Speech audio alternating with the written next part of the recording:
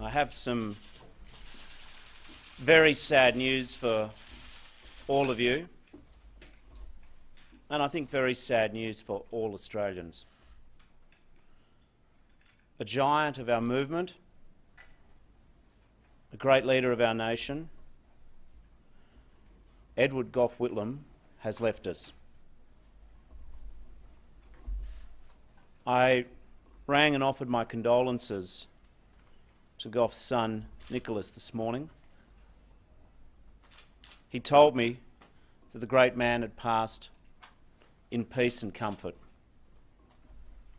He kept that certain grandeur to the very end. Gough's was a truly Australian life, and a life lived truly for Australia. Be it in uniform, or in Parliament, in the Prime Ministership, and around the world.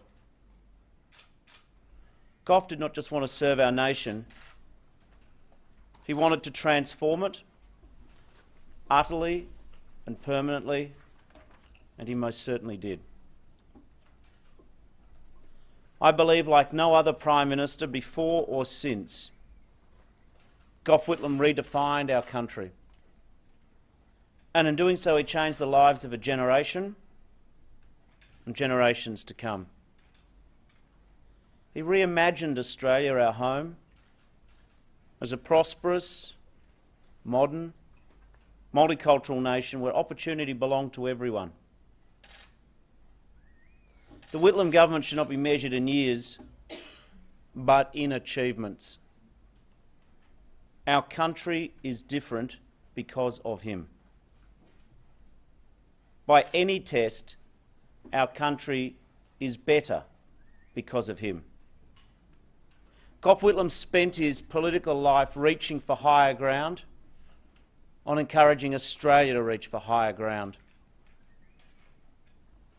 Think for a moment of all that he's changed, forever and for the better. Healthcare changed because of him. Education changed because of him. Land rights for Indigenous Australians changed because of him. Our place in Asia, in particular our relationship with China, changed because of him. Our troops home from Vietnam, the birthday ballot ended because of him. The death penalty abolished and discrimination banished from our laws because of him. Our suburbs at the centre of national debate because of him. His speechwriter and confidant, Graham Freudenberg, once observed, "There are some who say he did too much too soon. But few can say that what he did could have waited any longer." Gough never lacked the courage for the good fight. It was this courage, this determination, that made him the great reformer of the Labor Party, the greatest reformer in the history of our party. Gough Whitlam loved the Labor Party, and Gough Whitlam changed the Labor Party. He shook Labor up. He made our party relevant to the modern, multicultural, fair and reconciled country of the grand vision. In 1964, Gough entered the Victorian Trades Hall Council in Melbourne. He said he had a speech prepared for the Labor Party, but he decided that he would not deliver it because there were two Labor parties in that Trades Hall in 1964. There were the men, the delegates and the candidates, and there were the women making the tea and preparing the meals out the back. Gough declared then that we did not deserve to be called the Labor Party until we were one Labor Party. Gough declared then that until we were one Labor Party, we did not deserve to govern. The result was that the women stopped making the tea, that they were no longer consigned to the back of the room. And so began the making and the journey of modern Labor. Gough refashioned our party. He drew it out of its narrow partisan divisions into an inclusive social democracy. And he stirred with his wit and his capability many brilliant citizens into public service. He was indeed an agent for democracy, an agent for tolerance. Democracy and tolerance are defining features of our country. Of course, great leaders can make national character. Great leaders can make national values.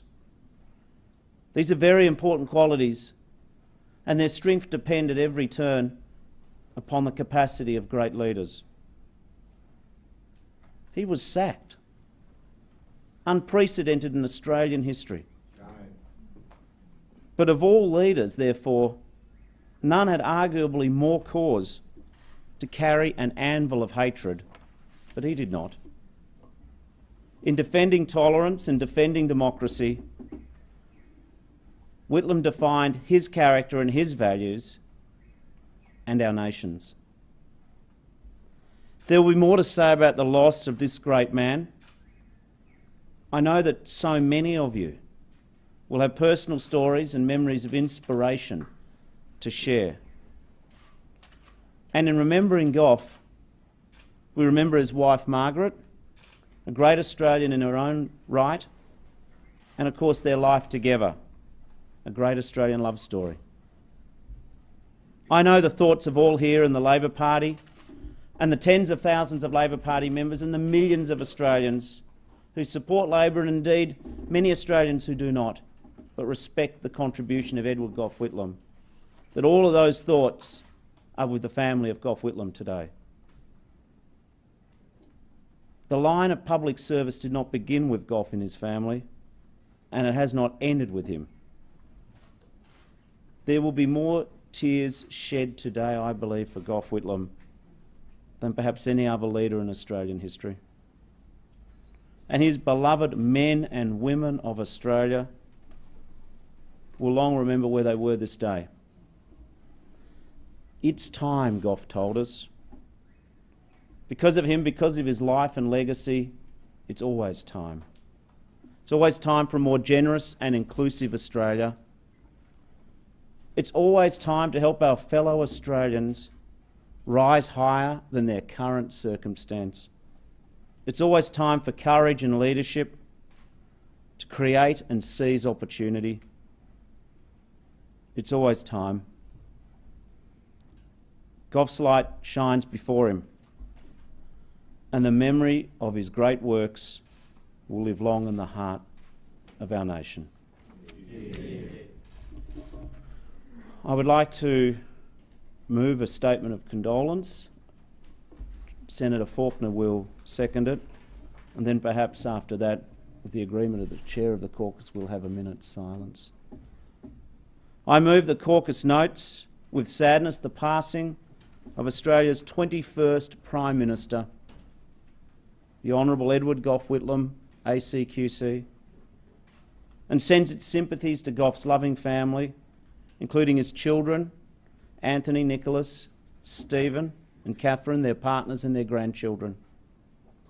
Caucus acknowledges his many achievements, including universal health care, free university education, Indigenous land rights, an end to conscription, the abolition of the death penalty, the diplomatic recognition of China, the Racial Discrimination Act, the Family Law Act and no-fault divorce, legal aid, vital changes to our social security system and reform of the Australian Labor Party.